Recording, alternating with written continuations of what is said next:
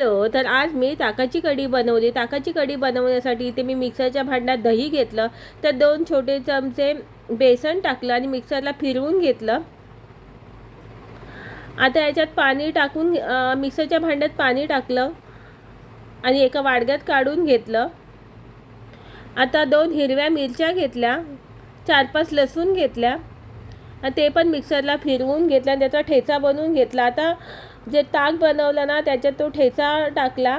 मिक्सरचं भांडं परत चांगलं धुवून घेतलं, ते पण पाणी ताकामध्ये टाकलं. हळद टाकली, छान असं ढवळून घेतलं.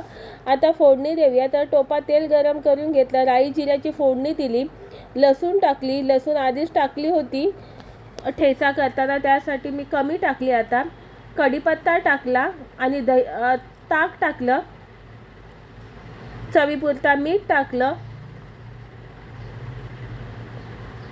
आणि ते 2-3 कोकम टाकलं आंबट होण्यासाठी. आता छान असं कढी ढवळून घ्यायची. जेवढी कढी चांगली ढवळणार तेवढी टेस्टी होते आणि तुम्ही बघू शकता अशा प्रकारे कढी बनवून तयार झाली.